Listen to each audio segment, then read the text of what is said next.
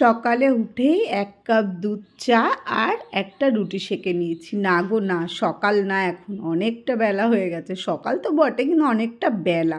এখন বাজে ৯টা, প্রায় ৯টা ১০-১৫ তো হবেই। এখন ঘুম থেকে উঠেছি, কারণটাও তোমাদের বলে দিচ্ছি। এদিকে পাপান কিন্তু এখনও ওঠেনি।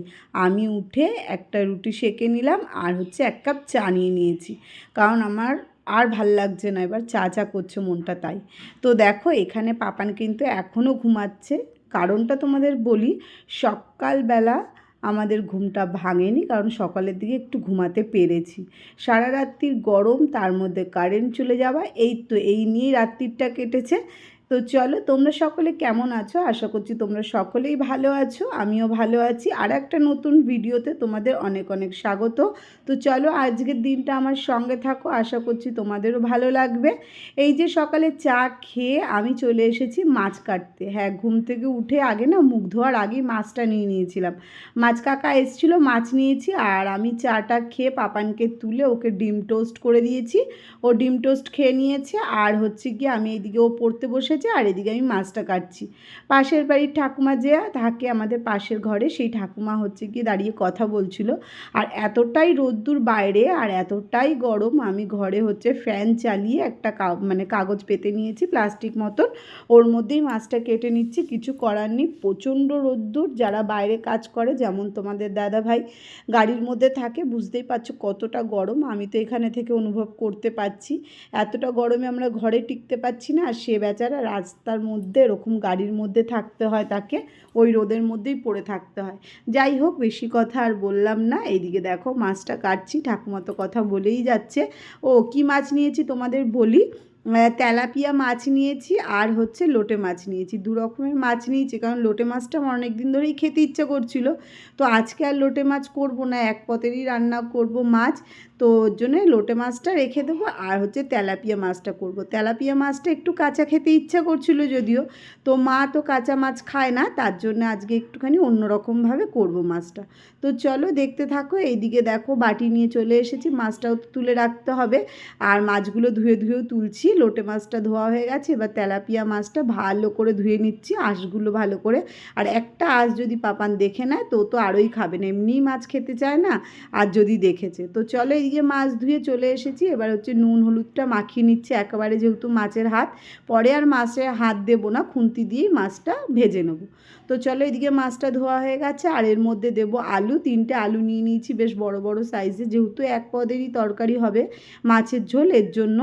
তো এই তো আলুগুলো ছাড়িয়ে নিচ্ছি, এবার দেখব যদি লাগে তো দেবো, নাহলে না। এইদিকে দেখো, 2টো পেঁয়াজ ছাড়িয়ে নিলাম, পেঁয়াজ লাগবে, এর মধ্যে একটু রসুন দিলে ভালো লাগে, যেহেতু মা খাবে না, এর জন্যে গিয়ে আমি রসুনটা দেবো না। এইদিকে বড় বড় দেখতে পাচ্ছ, লম্বা লম্বা করে আলু কেটে নিচ্ছি। আলুটাও ভেজে নেবো, কাঁচা থাকলেও ভালো লাগে, একেবারে মেখে বসাবো ভেবেছিলাম। এদিকে 2টো আলু কাটার পরে দেখছি অনেকটা হয়ে যাচ্ছে, এর জন্য আর একটা আলু প্লাস্টিকে মুড়ে রেখে দিলাম, ভালোই থাকবে। এদিকে টমেটো, লঙ্কা আর এই ক্যাপসিকামটা দেখতে পাচ্ছ পুরো লাল হয়ে গেছে, এর জন্য ভাবলাম যে যাক, এটাই দিয়ে দেবো তরকারিতে, মানে কোনো রকমে দিলেই হলো আর কি। নিজের মতন করে রান্না করলে সবই ভালো লাগে। এইদিকে দেখো, বড় বড় সাইজের একটুখানি 2টো টমেটোও নিয়ে নিয়েছি, টমেটোটা গিয়ে মাছে দেবো, সব একসঙ্গেই বসাবো। তো চলো, দেখতে থাকো, তোমাদেরও ভালো লাগবে আমি কিভাবে মাছটা করছি। আমার ননদ খুব সুন্দর করে, জানো তো, কাঁচা মাছ, আদা জিরে আদা দেয় না মনে হয়, শুধু জিরে বাটা, যাই হোক, ও খুব ভালো করে, কিন্তু আমার আর সেরকম হয় না। এদিকে দেখো, আমার মাছ ভাজাটাও বসিয়ে দিয়েছি, আর এদিকে ভাতটাও বসিয়ে দিয়েছি। প্রথমে 3টে ভেজে নিলাম, তারপরে আরও 3টে ভেজে নেবো।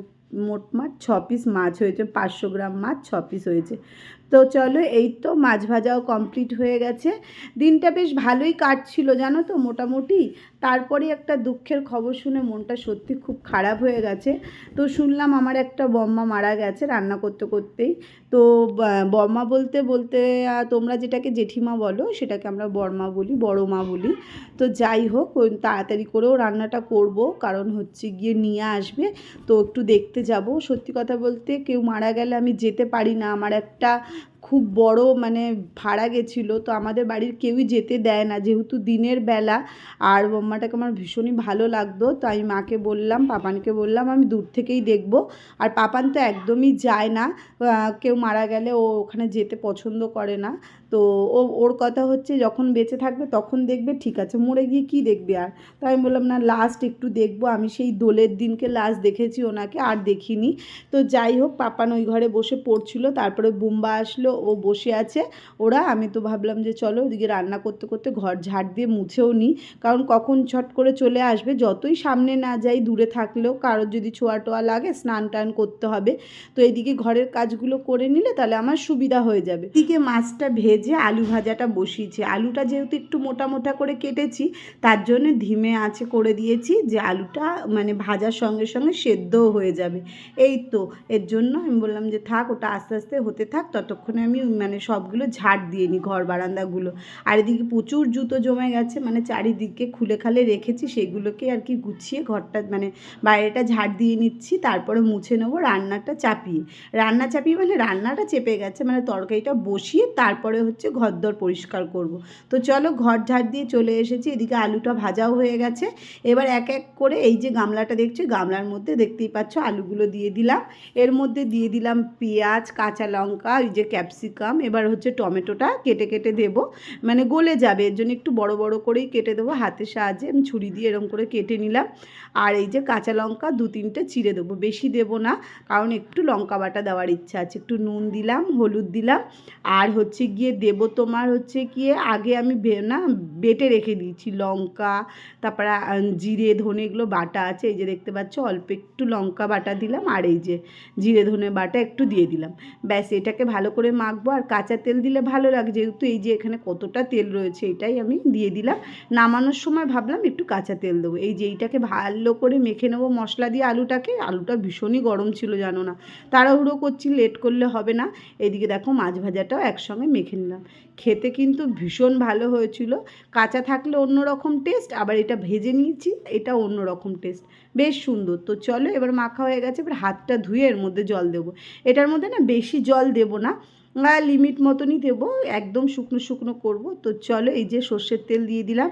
এর মধ্যে একটু সাদা জিরে আর তেজপাতা দিলে ভালো লাগতো, যেহেতু আমার কাছে নেই, কালো জিরেই দিয়ে দিলাম। আমার কাছে যেটাই থাকে আমি সেটা দিয়েই রান্না করে ফেলি, বেশ ভালোই লাগে এটা ওটা। তো চলো, এবার গামলা ধুয়েও একটু জল দিয়ে দিলাম ভালো করে। এবার একদম ধিমে আছে, এটা হতে থাকবে। এই যে ঘর দর মুছে চলে এসেছি। এবার আমি হচ্ছে গিয়ে তরকারিগুলো বেড়ে নিচ্ছি। আর এদিকে দেখো চলে এসেছে বম্মাকে নিয়ে।